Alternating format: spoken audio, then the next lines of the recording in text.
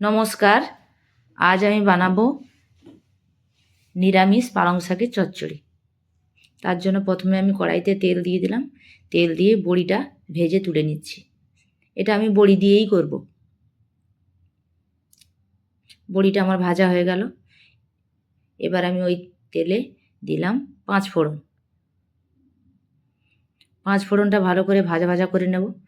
5 ফোড়নটা ভালো করে ভাজা হয়ে গেলে এবার ওর মধ্যে আমি কেটে রাখা সবজিগুলো দিয়ে দেবো। কেটে রাখা সবজির মধ্যে আছে মূলো, বেগুন, শিম, আলু সব দিয়ে দিলাম। দিয়ে আমি নেড়ে চেড়ে ওতে একটু দিয়ে দেবো পরিমাণ মতো নুন।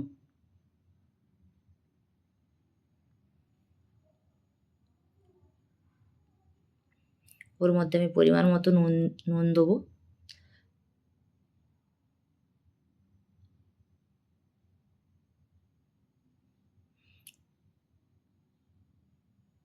নুন দিয়ে নেড়ে চেড়ে একটা কাঁচা লঙ্কা দিলাম। এবার আমি ঢেকে দেবো। ঢাকনাটা খুলব। এবার ঢাকনাটা আমি খুলে দেখব। ঢাকনাটা খুলে দেখলাম আমার সবজিগুলো সব ভাজা হয়ে গেছে।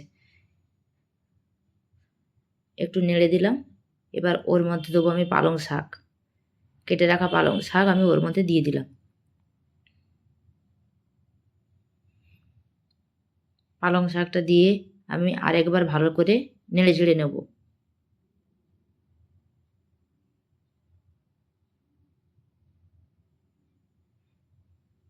ভালো করে নেড়ে চেড়ে আমি ঢেকে দিলাম।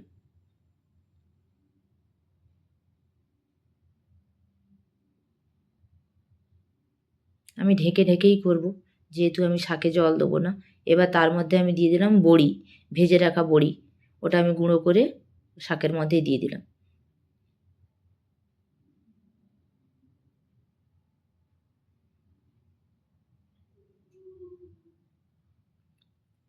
এবার ওর মধ্যে দিয়ে দিলাম আমি হলুদ গুঁড়ো। আর বেশি কিছু মশলা দেব না।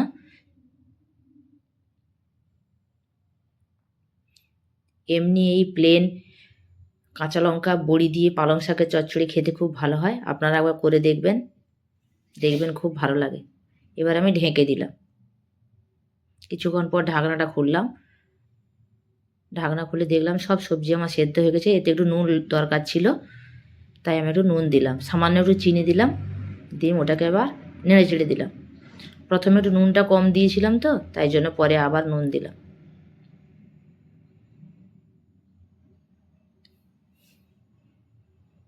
আবার আমি ওটাকে ঢেকে দিলাম। কিছুক্ষণ পর আবার ঢাকনা খুলে ওটাকে আমি নাড়বো। নেড়ে চেড়ে ভালো করে খুন্তি দিয়ে একটু ঘেঁটে দিলাম।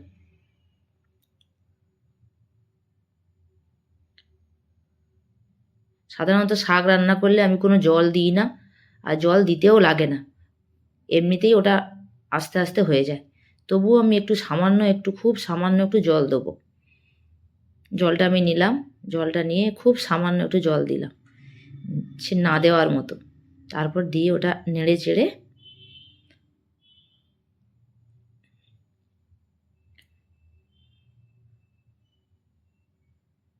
রেডি হয়ে গেল আমার পালং শাকের চচ্চড়ি।